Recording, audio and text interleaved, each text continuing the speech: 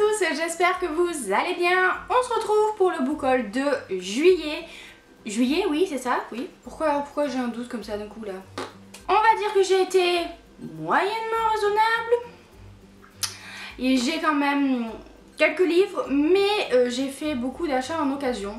Donc ça passe. On commence avec les poches. Et le premier que je vais vous présenter, en fait...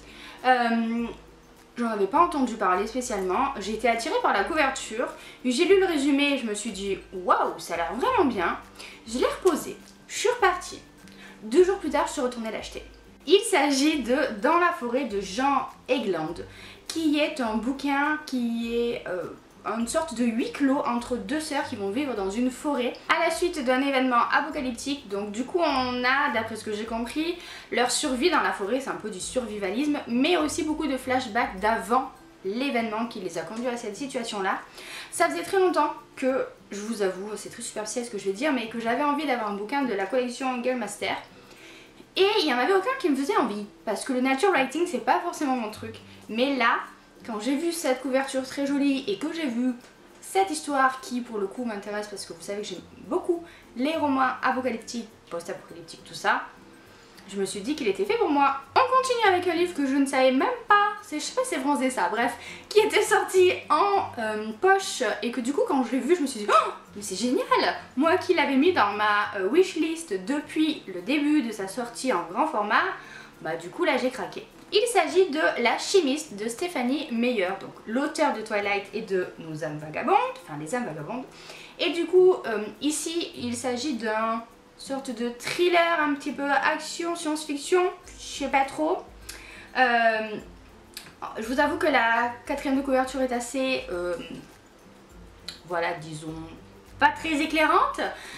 Il y a eu énormément d'avis mitigée, déçue sur ce bouquin, ce qui fait que j'ai attendu en fait avant de l'acheter et j'ai bien fait je pense, puisque du coup je l'ai en poche et j'ai un petit peu peur de le lire, mais en même temps j'avais tellement aimé Les âmes vagabondes que je me dis que peut-être les gens qui ont lu Twilight et qui ont adoré Twilight, ils ont été déçus parce que c'est très différent.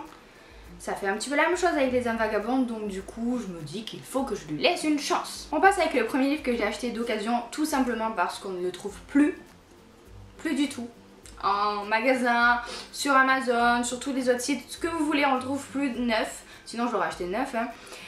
Et c'est très frustrant, du coup j'ai dû le commander dans un état moyen, mais c'est pas grave, il me le fallait. Il s'agit de L'Indomptable de Jennifer Donnelly. J'ai adoré L'Insoumise de cet auteur qui est le premier tome on va dire de cette trilogie.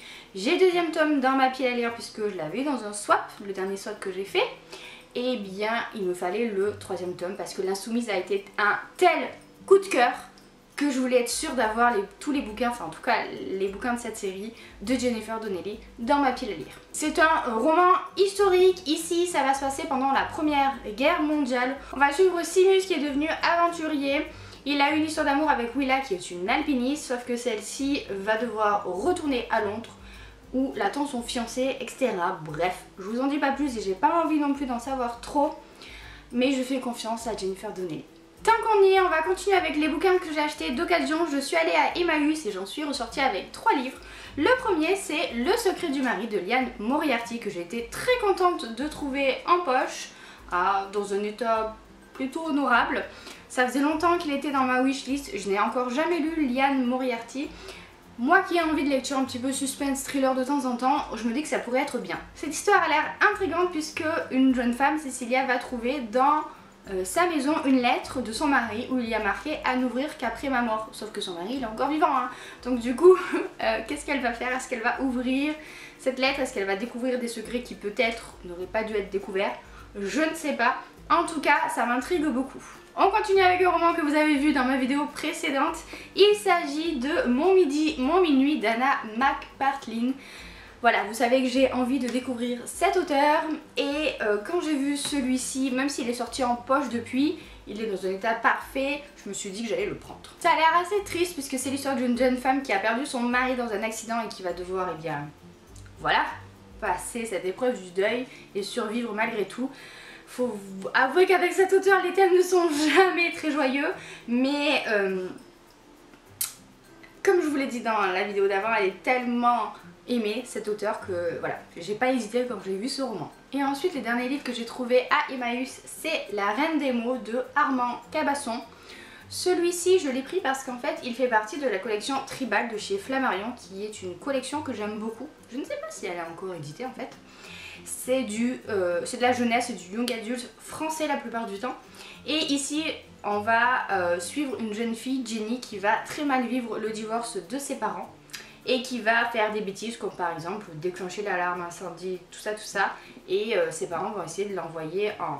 Enfin, ils vont essayer de lui faire suivre une thérapie et j'en sais pas plus, mais voilà, je vous dis, je vous l'ai pris pour la collection parce que j'en ai lu un sûr qui doit être quelque part par là, mais je ne sais pas où, sinon deux de cette collection que j'avais bien aimé, donc je me dis pourquoi pas.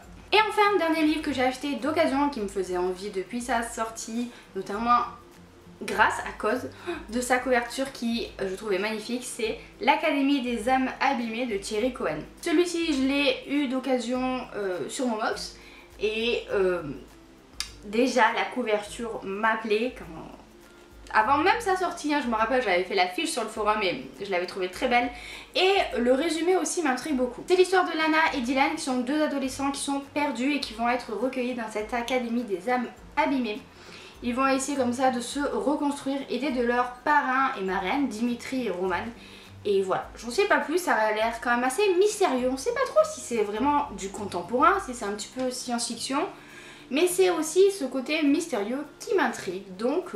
on verra bien.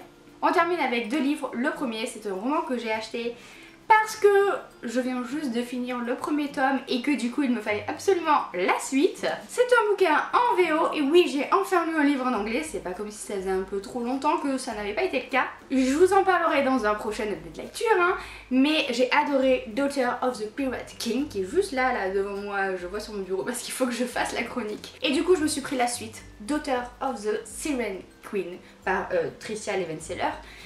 Et voilà, j'ai trop hâte de lire. Celui-là, je pense que dès que j'ai fini ma lecture en cours, il y passe parce que voilà, j'ai très envie de le lire et ce bouquin est juste magnifique. Voilà, les bouquins VO en hardcover sont souvent très jolis, mais j'aime beaucoup cette couverture. Et enfin, le dernier livre que je vous présente, c'est un roman graphique. Ça faisait très longtemps que j'avais pas acheté de bande dessinée, on va dire, de manière générale.